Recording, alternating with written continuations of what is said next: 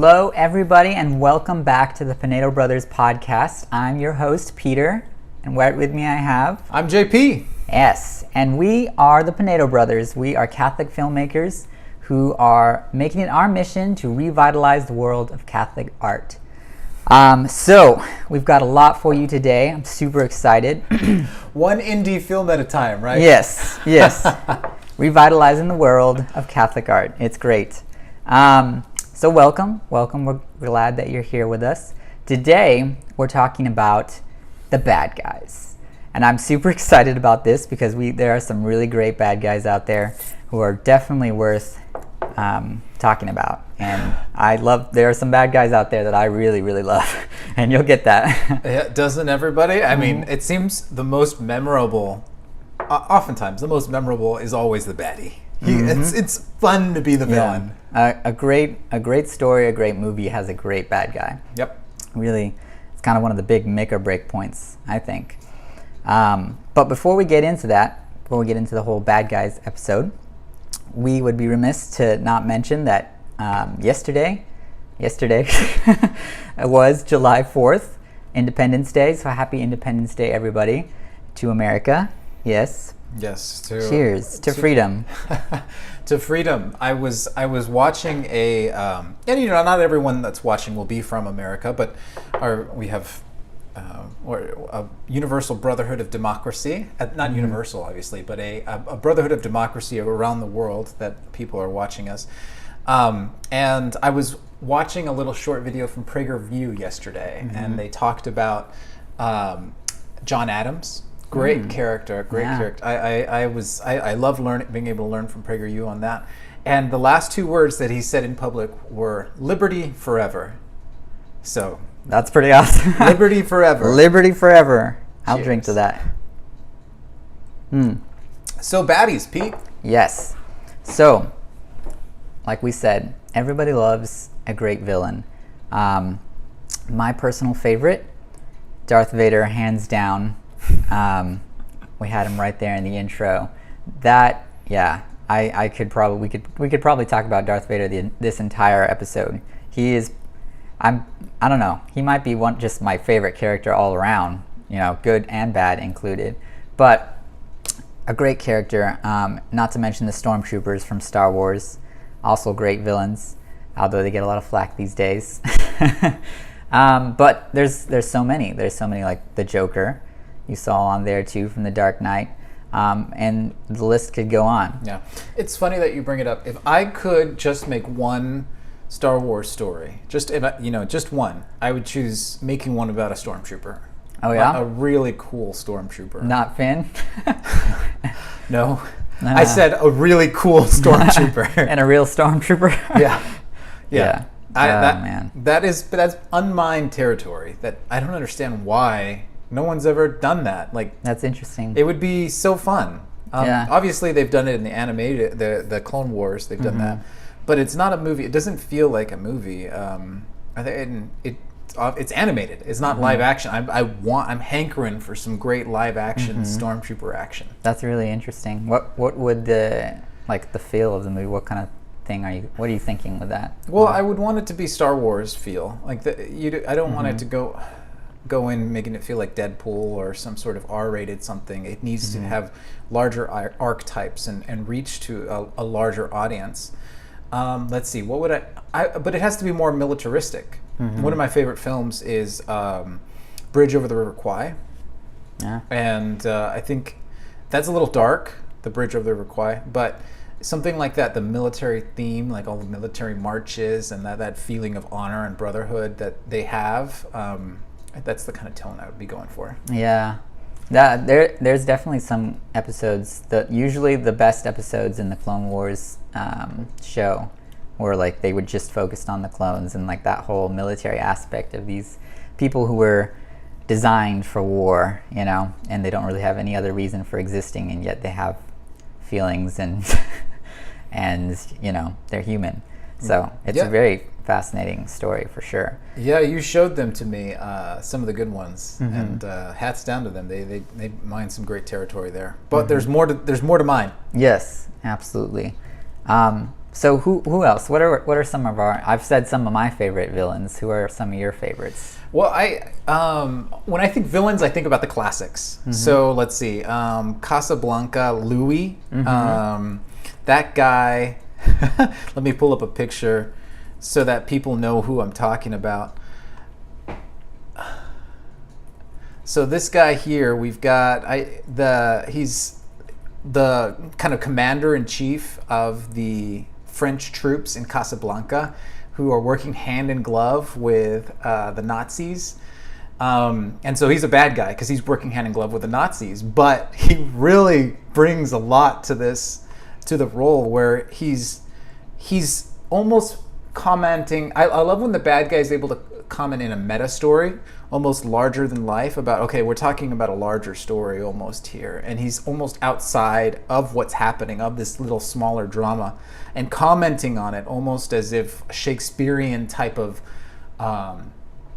they would do that with their with the chorus. The Shakespeare's chorus would be commenting on the action as it's happening.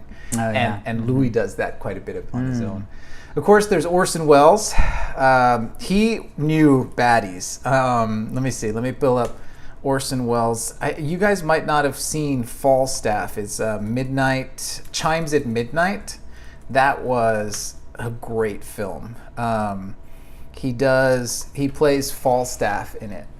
And nobody does the tragedy of Falstaff like Orson Welles. The guy knew what he was talking about. So if you haven't had a chance to check out Orson Welles being a baddie at Falstaff, it's completely worth it. And I don't really know much about Orson Welles. Like when is he from, or what's his deal? Yeah, he's English. English sort of rags to riches story, because he came from nothing, but he's a genius. That guy was able to just sometimes geniuses come about and they change the game so much that it doesn't matter where they come from, that people recognize who they are, and they recognize the abilities that come with this great genius. And this guy. He came from nothing, and was able to break into theater. He's an incredible dramatic actor, incredible writer. And then from theater, he started doing radio. And there's I'm showing a post right now of how narcissism sabotaged Orson Welles' career. Yeah, okay, New York Post. He was narcissistic, but hey, if you're a genius, you kind of got a right to be narcissistic.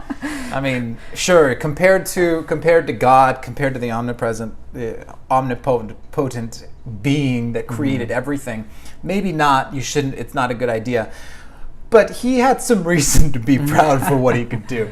So anyway, he revolutionized the world of radio through everyone's probably heard of the War of the Worlds radio cast, where people went out and they were so... he played it, he had the genius idea that to make this as if it was a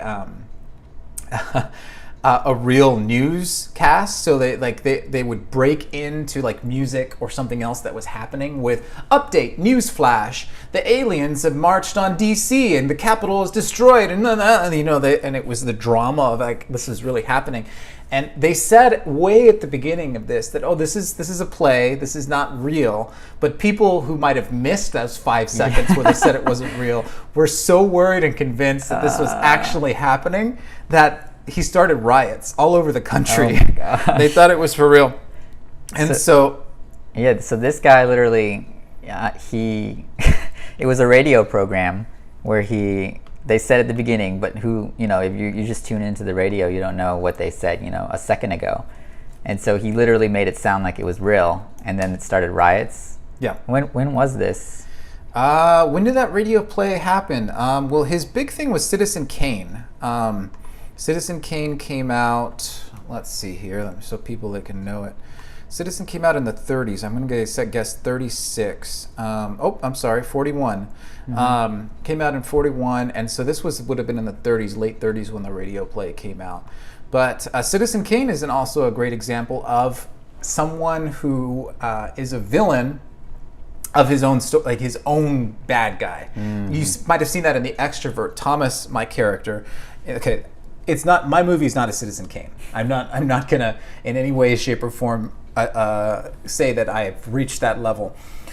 But I'm sorry, it's not my movie, it's our movie. We worked on it together, but I directed it, and it was, the one that I directed is not Citizen Kane, but it is something that the main villain is really the main character, and he's his own worst enemy. That's very much how Citizen Kane is, where he's this great man that's the cause of his own undoing. Almost a precursor to what happened with to Orson Welles himself. And I wouldn't chalk it up to just plain narcissism. There was a lot of other things at play. Yeah. Yeah. Oh, that's a few of my faves. Yeah. But yeah, I think, like I was saying, it's really the mark of a good story when you have a good villain, and whether you can, sometimes you hate the villains, sometimes you love them, and someone who I think, to me, like Darth Vader is just like the archetype for a great villain, in that he has all of the elements in there of, like, he has depth, as he's not just like, he is evil, but there's depth to him, that there's different, he's a three-dimensional character, even though he is, you see his face and immediately it strikes fear into, like, his whole character is designed to strike fear into, and every time he comes onto the screen, there's just this sense of awe and very tangible fear, which is just great, especially if you're a 10-year-old boy and you're like, this is awesome. Yeah, he has a presence. He has an amazing presence. But that leads me to a question here. So what makes a great villain? What makes a good bad guy? I mean that's a really, really good question. Well, maybe we should show some examples of this guy. Let's show some examples before we get into it. Yep. Okay, so you want to key up what we're going to watch, Pete? We got Darth Vader coming up. Okay. Yeah? Princess, we have a visitor. We picked up something outside the base of Zone 12 moving east. It's metal. Then it couldn't be one of those creatures. Could be a speeder, one of ours. No. Wait. There's something very weak coming through. Sir, I am fluent in 6 million forms of communication. This signal is not used by the Alliance. It could be an Imperial code.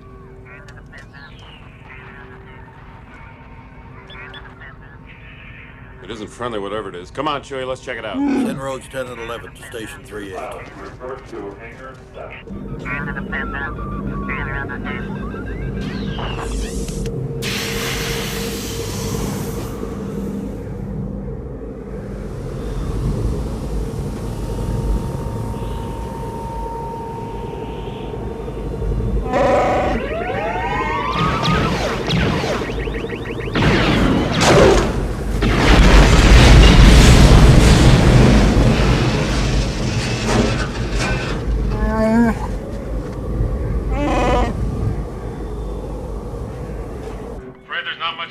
What was it? Droid of some kind. I didn't hit it that hard. Must have had a self-destruct.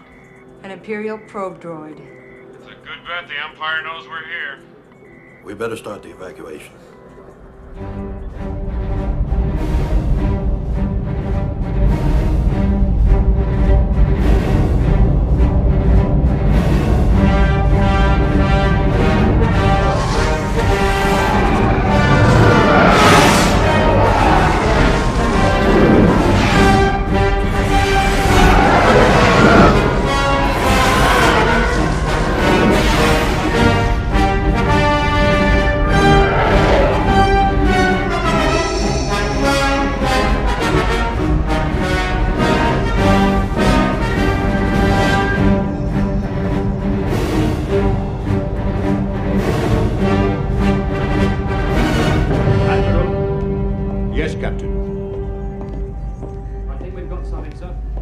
Report is only a fragment from a probe droid in the hot system.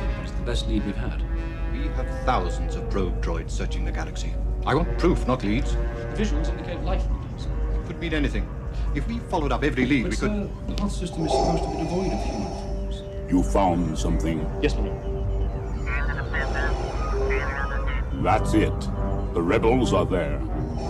My lord, there are so many uncharted settlements. It could be smugglers, it could That be... is the system. And I'm sure Skywalker is with them. Set your course for the Hoth system. General Veers, prepare your men. Admiral.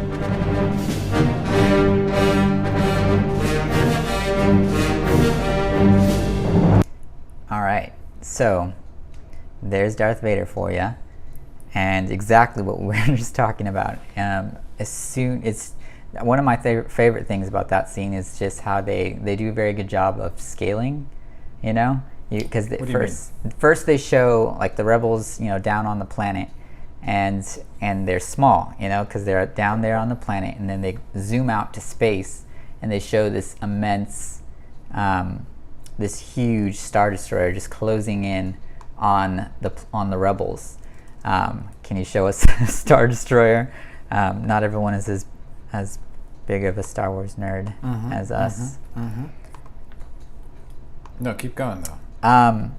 But then, so they show this big Star Destroyer closing in, but that Star Destroyer is tiny compared to the ultimate Star Destroyer, the one that Darth Vader is on. So it's just like, it keeps on scaling out and out and out, and then you're like, it's just like this sense of awe, like, oh my gosh, it just keeps getting bigger and bigger and badder, and then you see you just see the shadow coming over the Star Destroyer, and then you see like Darth Vader just there in control, and yeah, he's just an incredible character. Yeah, you know, I never thought about that, how the sense of perception, where you get that sense of scale, where one step to another step to another step. That's a really good observation. I like that, because then you see, the man who's in charge of all this dark menace, who is pulling all the strings of these huge apparati, is this guy, this dude, Darth Vader. Dude.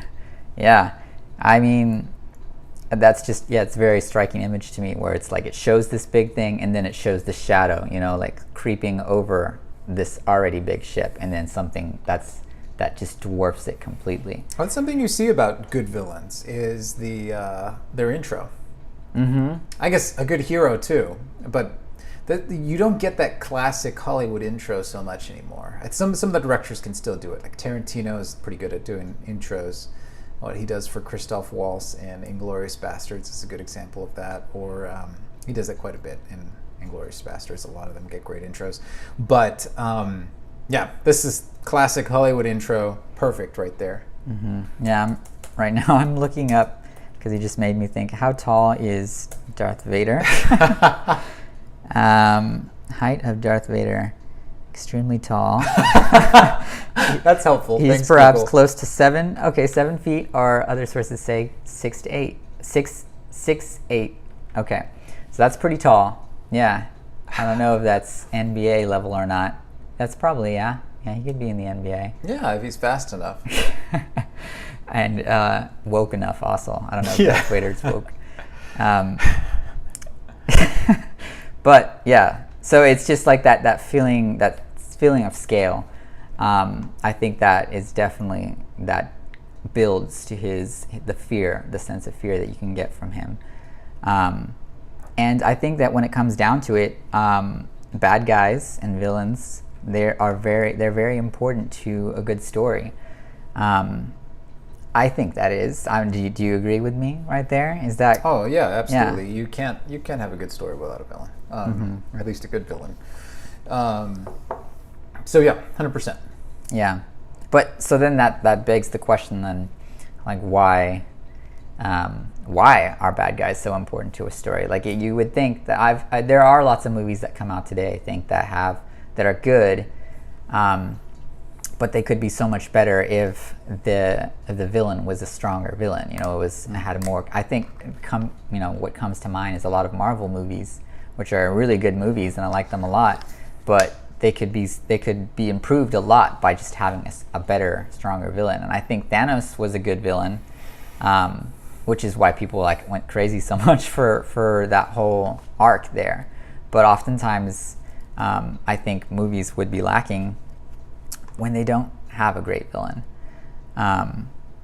Yeah, Thanos was a great example of Marvel getting it right.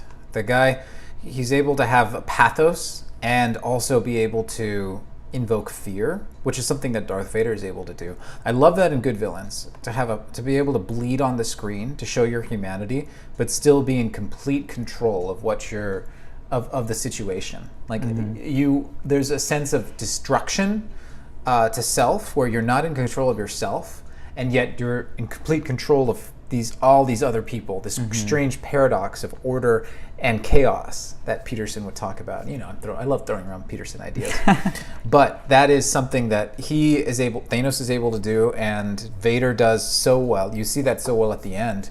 There is no conflict, but there is. And somehow we project the conflict on this helmeted character, and just like we project this conflict on this CGI character in Thanos. So that's a big example of something that to be able to have pathos while you're doing the most terrible of deeds, like Vader does. I think you probably have some other examples of Vader's terribleness, don't you? Vader's terribleness? I mean, it's just on that note, like that is very interesting to me, that you can show them bleed, but also show them in complete control. And I really, when I think of it, that's some of the best villains around have that. I don't know, you've seen the Daredevil show on Netflix, right? I love that show. Yeah, that one is a really good show. Well, I love a couple seasons of it. Yeah. It had its great moments and its less great moments. But the Daredevil show from Netflix is a good one, and I think it's a good example of a very complex villain in the Kingpin. Kingpin. Yeah, which is also a really cool character in the comics as well. Started off in Spider-Man, I believe. But he's a great villain, and one of the things they're doing throughout the entire show is that they're really they flesh him out completely as a three-dimensional character who he falls in love with someone, which is super weird for your big bad guy to have a love interest. Even like oftentimes he's almost like more human than the main character. How so? Well, I mean, like that's one example that he like falls in love, and that's like a big deal in the show. Whereas like the main character Daredevil is kind of more engrossed in what he's doing as the superhero. And the entire time, like they're drawing compare and contrast between the two, and then you see like that in many ways they're very similar, which I think is really also what I think Star Wars kind of did in a way with Darth Vader and Luke, and that it's father and son, and so in so many ways they have the same, like in episode 4, the first one, they're like he's too much like his father. So you see like all of the parallels between the hero and the villain, and that introduces more drama, because then you're like, oh, I mean, at what was this villain at one point the hero, and is this hero now at some point going to be the villain? So it creates more drama and tension in a movie, I think. Yeah, the ability to have an arc is vital. Well, there's some villains that are just villains. They stay villains the whole time.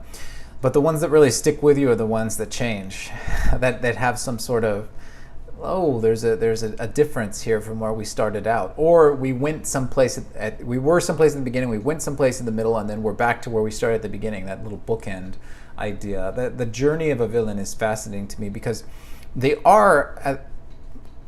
If you're a weak villain, then you change too much, right?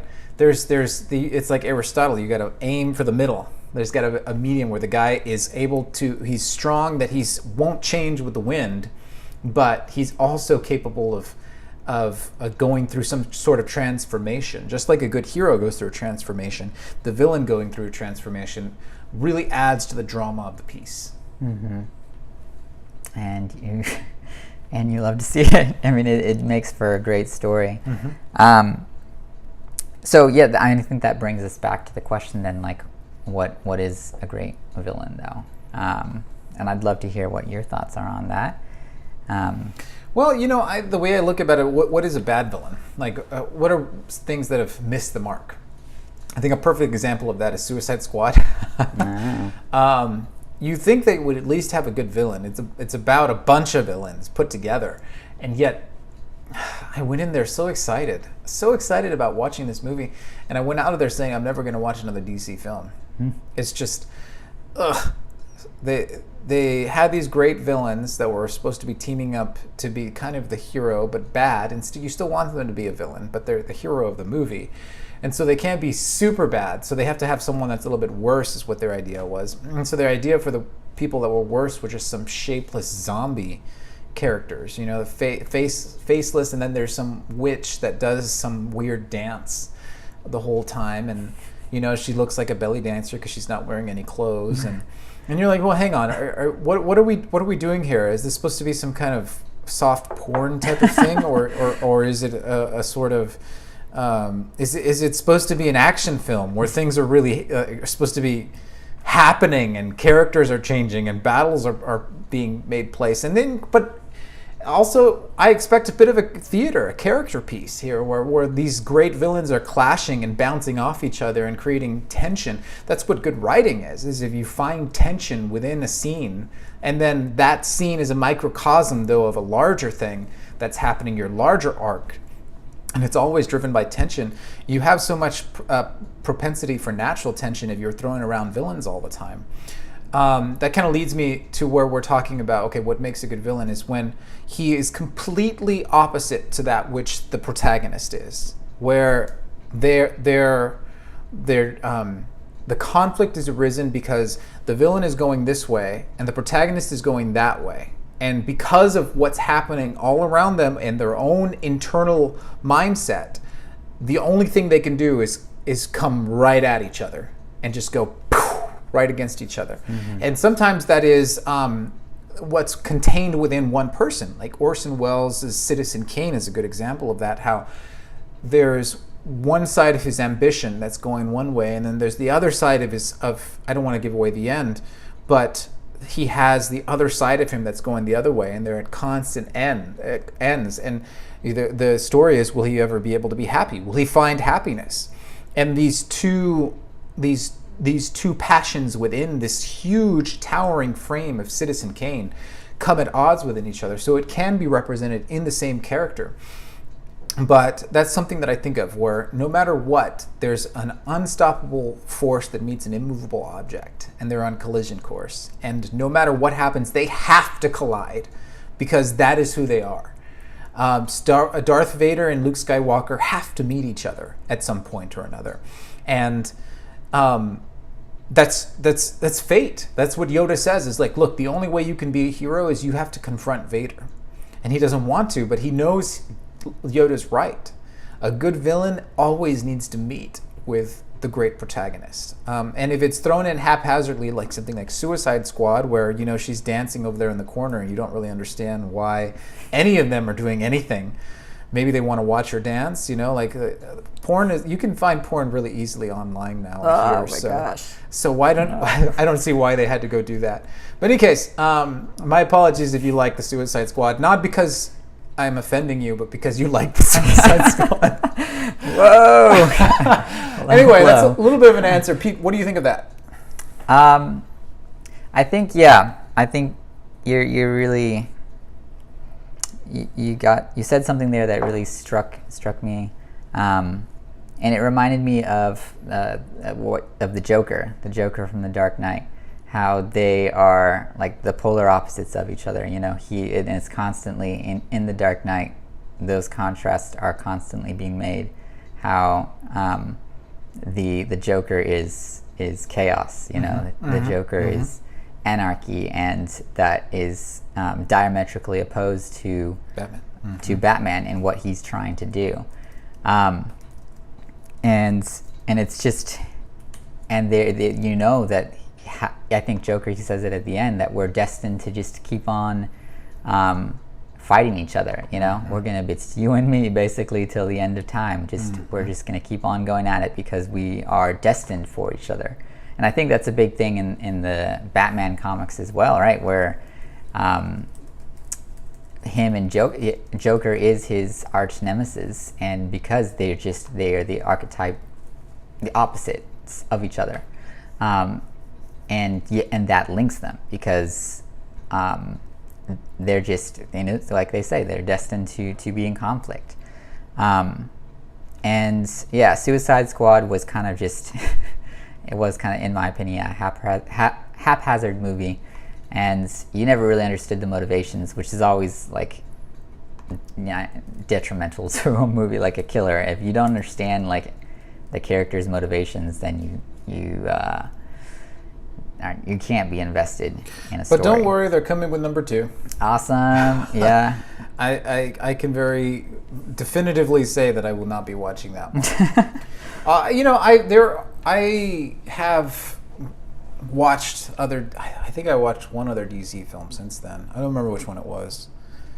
Oh, it was the Joker. That, you know, I'm curious, what did you think of Joker? That the actual film Joker? I actually haven't seen it, so I can't tell you, but I don't mind you spoiling it to me.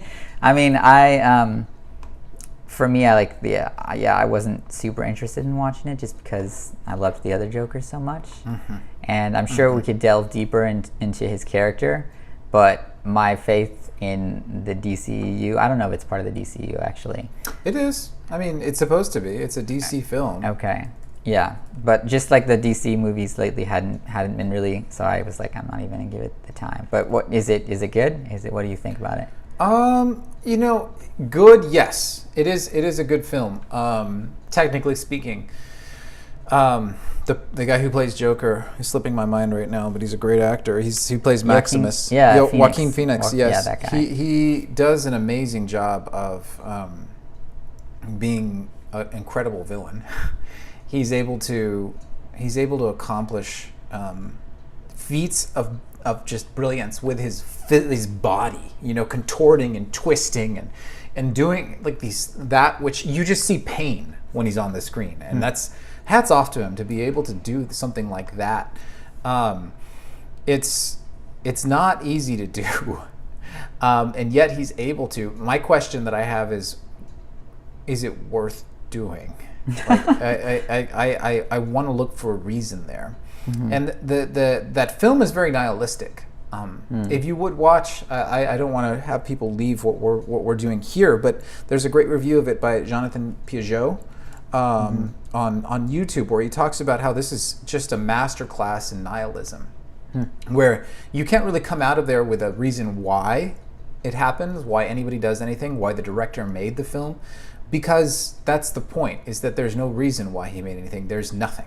That's where the director kind of went. And you look into the director, he's kind of a bit of a dark story here. So it's hard to nail down anything with it. And yet he makes something that's riveting.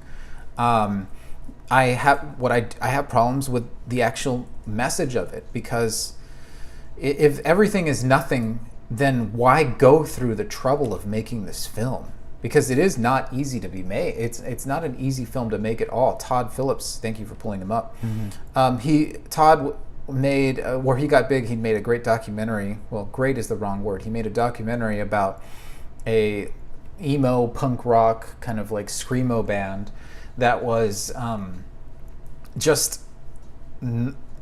I think they were Satan worshipers. You know, they were really like dark guys, and he made this film that was very like fawning of them. Maybe not fawning isn't the right word, but just looking with great attention and riveting at these people who are not happy individuals at all.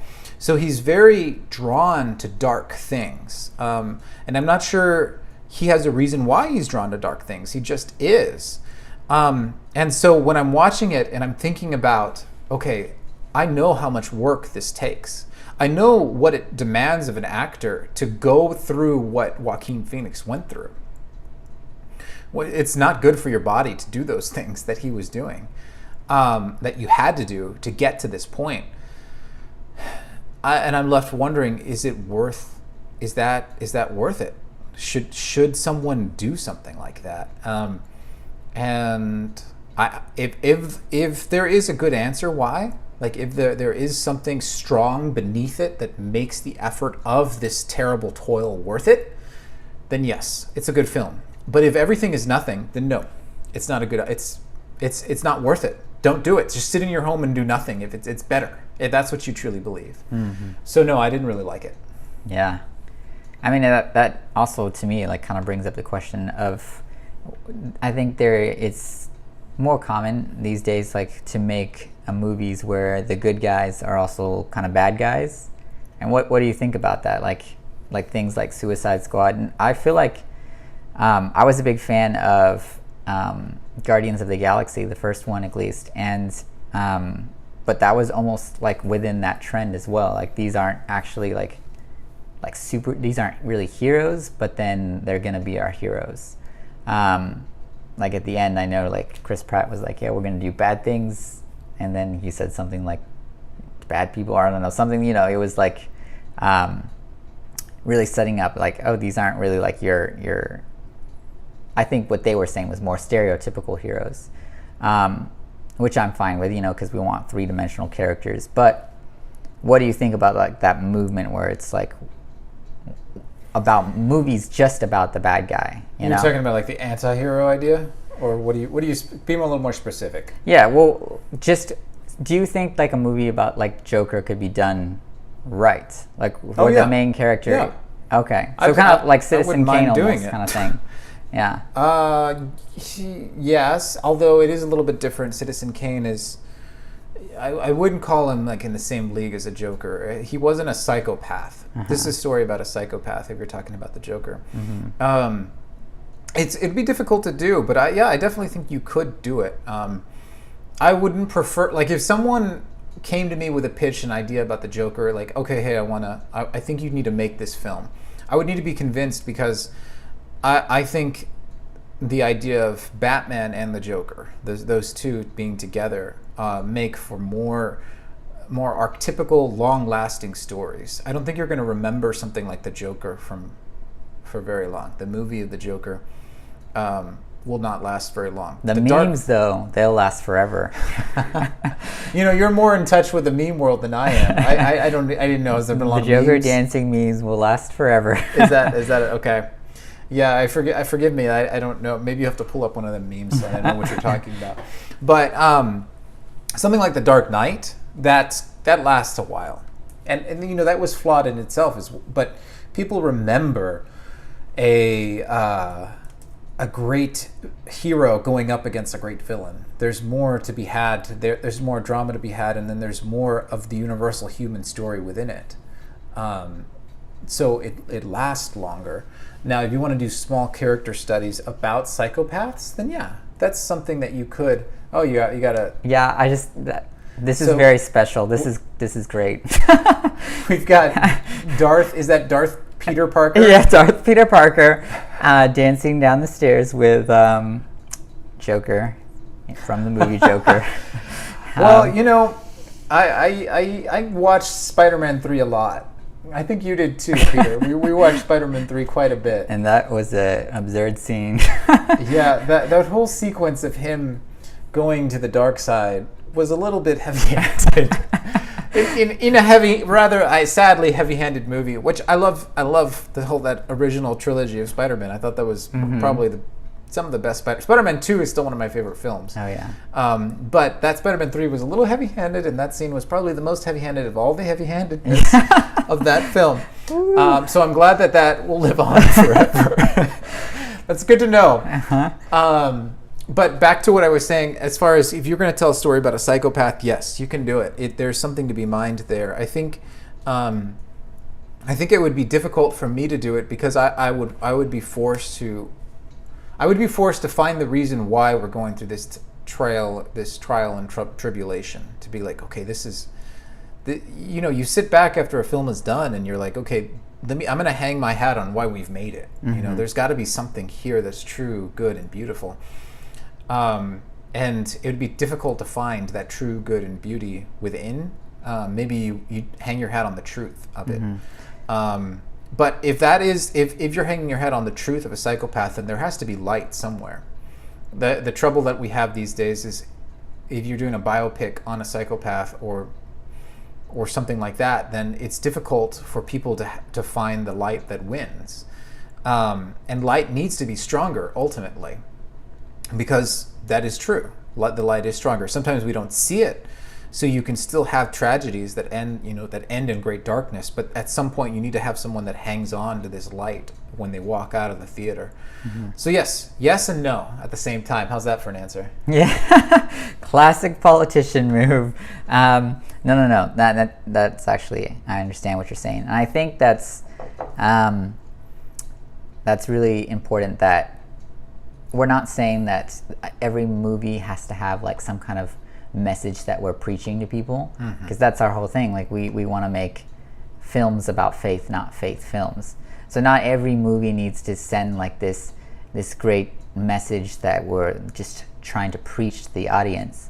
But I think that we want to tell stories that are entertaining and moving, and you entertain and move people by speaking to their daily experience. You take what is important in their lives and you put it into this story so that they can relate to the characters, they can relate to the hero, they can relate to the villain in certain ways, and it speaks to their daily lives and experiences.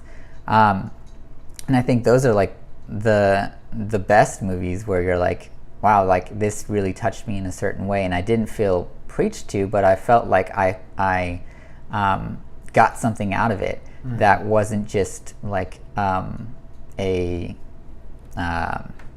like a roller coaster ride.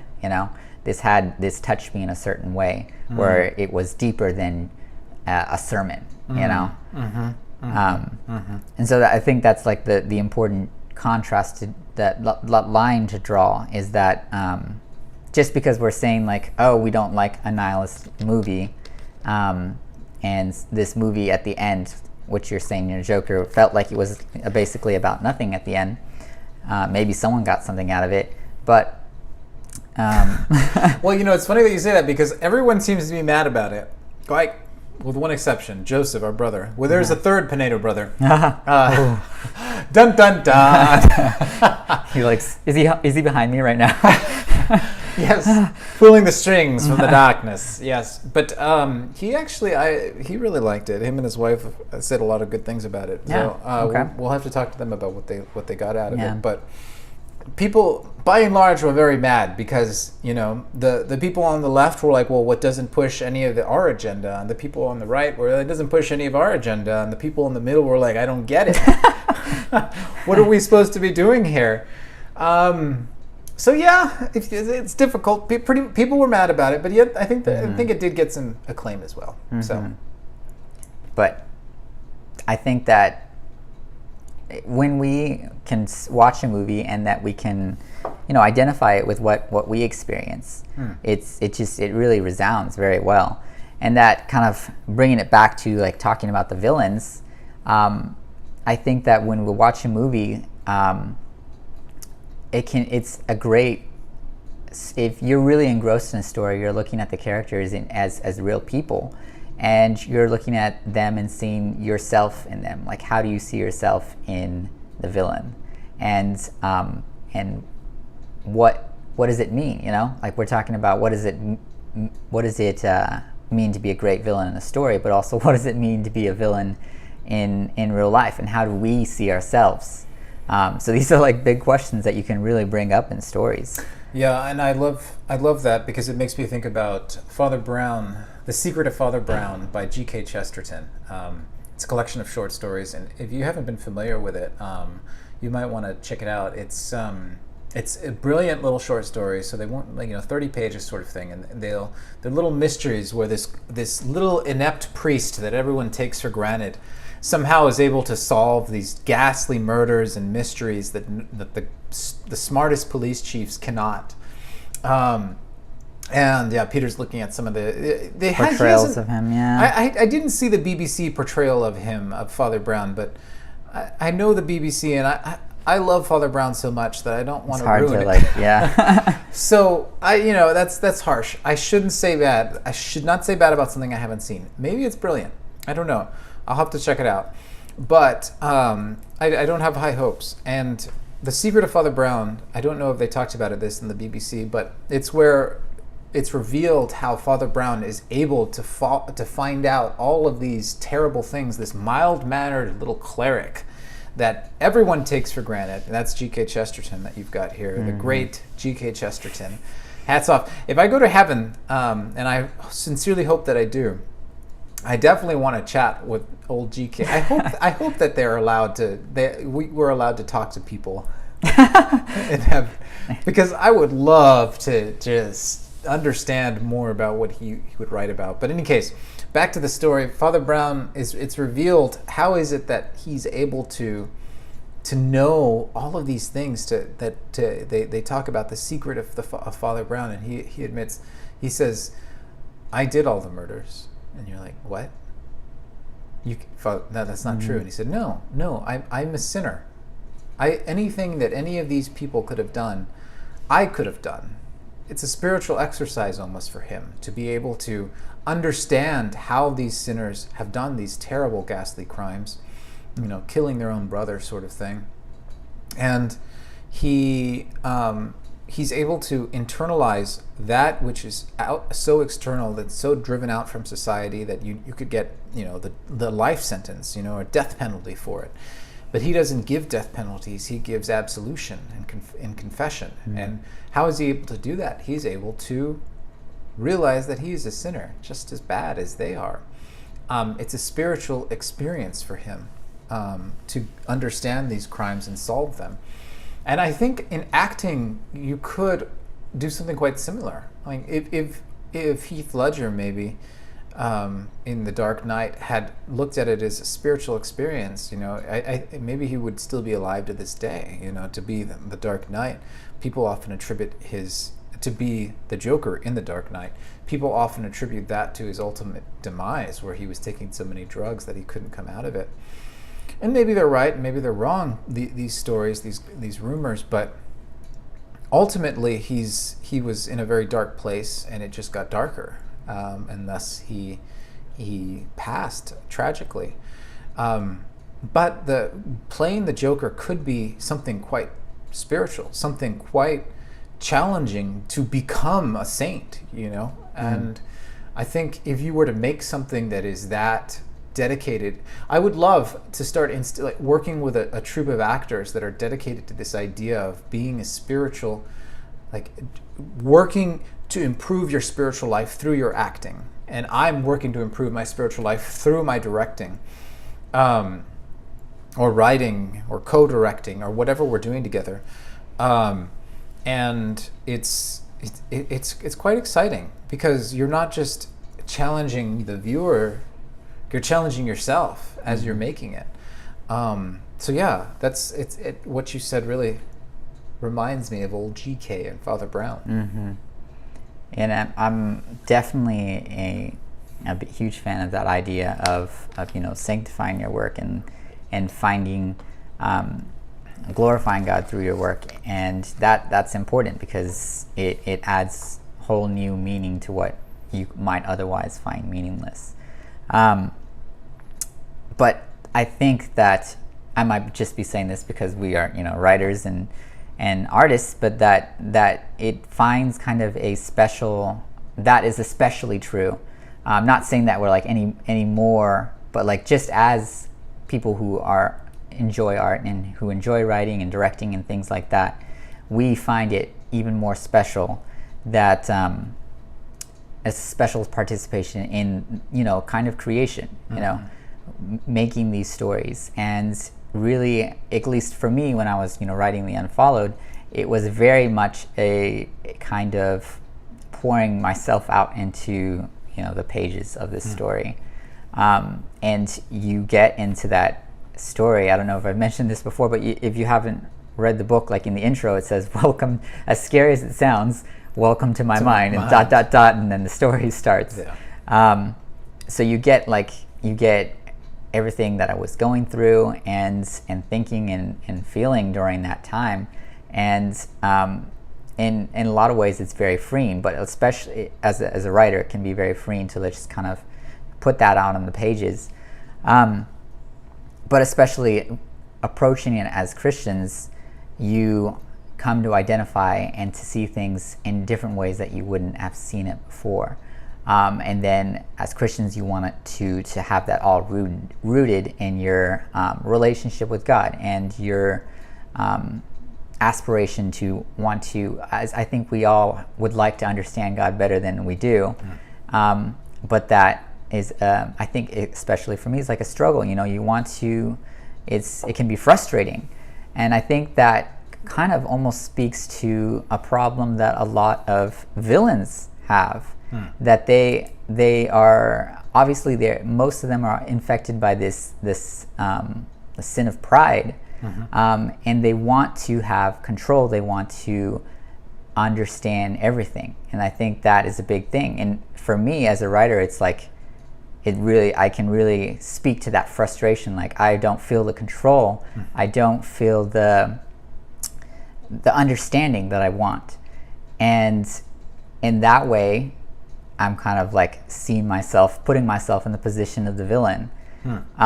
When I write, oftentimes I will base, like, pretty much in all the stories. I've only, so far published one book, but I hope to publish more in the future. Well, I will publish more in the future, but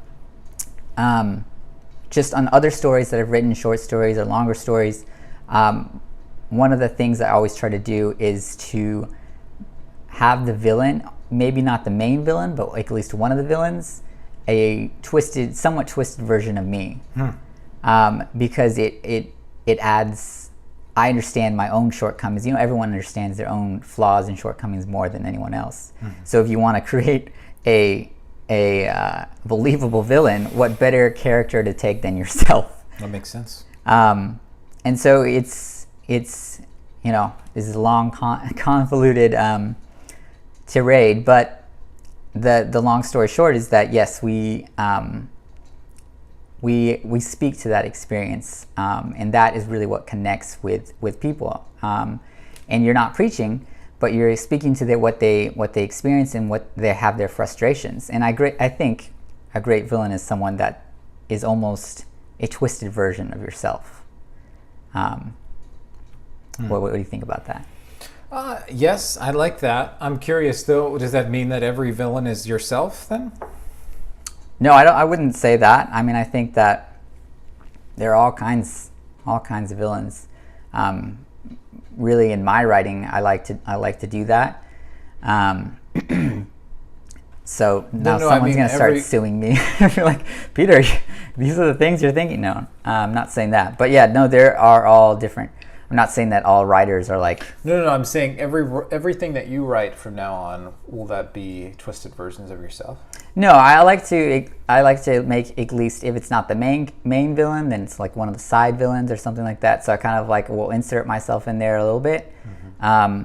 But really, it kind of is true that all characters do come from aspects of you. Because I mean, they're coming from your imagination and from your your experiences. So every character is really going to have aspects of you. Yeah, it's interesting that you say that, because people have asked me, well, because I wrote The Extrovert. We made it together, but I wrote it, and they've asked me, well, who's Thomas based on? And Thomas, really, the main character, is the villain of the piece. And people assume that know us that. Because Thomas is an engineer, he's based off of our engineering brother, Joseph. But he's not. He's not. He's more based off of me than Joseph. He has aspects of Joseph. I think the characters that we make are more amalgamations of our imagination and people that we've met, and there's humility in realizing that the darker aspects of of the personality that is doing these evil deeds lives within us, that we can do these evil deeds just as easily as this terrible villain can. But at the same time, it doesn't mean that they're always ours. That they're always us. Mm-hmm. It's an amalgamation, and the more true the villain is, I think the less that it's us, and the more it's some other person, some other creation. You know, it's not just living within our brain. It's something that can live outside of it, right? Almost magically. Yeah, I mean, a good character really is independent of the author or the person who made the story. I think that is just you try to create a three-dimensional person, a three-dimensional character that has, and when you do that, eventually they start doing things that you wouldn't have expected, you know. If you really understand a character, then especially like when you're writing, like they're gonna do things almost, it's gonna feel like it's of their own accord. You're like, oh, this is how they would have reacted in this situation, which is not how you would have reacted. So Thomas, can you explain a little bit more, because we maybe not everyone has seen The Extrovert. Thomas is also the main character of the story. Yeah. We've talked a lot about The Extrovert. I don't want to drive home our own work so much. But yeah, he's the main character of the story, and he's very much like Citizen Kane. He's also the main villain of the story. So you have to you have to realize when you're watching it that there is not some puppeteer, on the other side that's pulling all the strings, like a mastermind of it all. It is what you see, and so that's kind of what's happening in The Extrovert. And so I think, kind of like to bring up a closing question is we see these villains here, and these, as we've said, these towering figures of that strike fear into our hearts, and that leave us with this sense of awe. And so as people who enjoy watching movies and reading books and taking in this art, and also as artists, how do we look at a story and then find the courage to fight the bad guy? Like, and we can relate it to our world today, where there are different things that just seem oftentimes they're impossible to overcome. And so what are the things that give us the courage to be able to fight back? Well, Go ahead. No. There's often little moments of grace, that you're surprised by joy. You have a little bit of, you see that which is from beyond the world, and you realize you can keep going. That Tolkien's work is littered with all of that. Like the light of the elves in the darkest moments when all their lights go out. This light is there for you. So, and you have things like that in your own life. Every life is a story. And we're writing it every day as we're living it out. And so I think a great idea is make yourself available to those moments of grace. We're of the Catholic tradition, so that's the sacraments for us. It's very easily, but the very Mass and confession and things like that. But those that are of different faiths, that we often receive grace from others. Your own your network of friends. You cannot live alone. If you think you can live out, off without in your own orbit and don't need others, you're going to be like a tree that once the roots of the tree once the tree is bombarded, the roots are lifted out of the ground, and everyone is going to get bombarded by a storm. But the strong trees link with the other trees. Their roots are rooted within each other. And so when the hurricanes hit, like they hit here in Houston so often, the trees that stand are those that are with other trees linked together.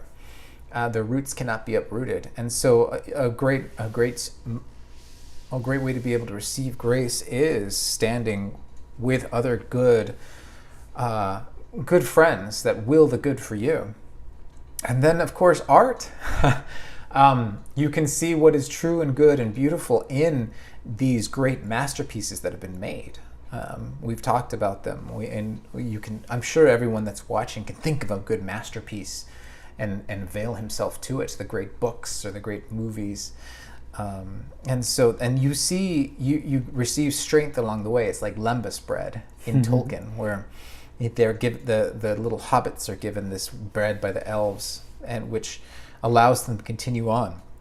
One bite, and they can keep on going. People say that it's Tolkien's way of putting in the Eucharist within his works. Of course, Tolkien was a Catholic as well.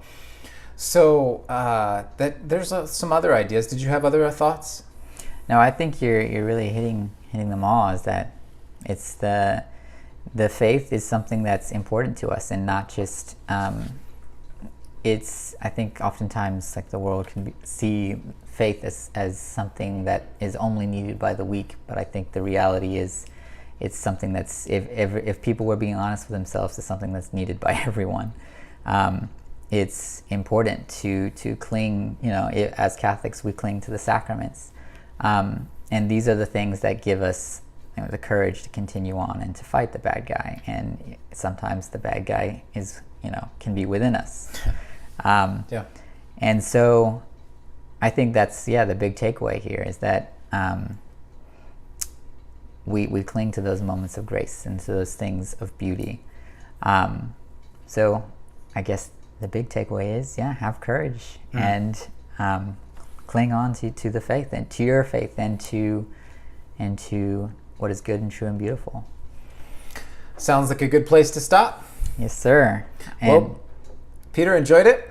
Yes, thank you very much for joining us. We'll see you next time. Before you go, like, comment, subscribe. Yeah. All of those things really help. Yeah, do it. All right. Thank you for joining. See you next time.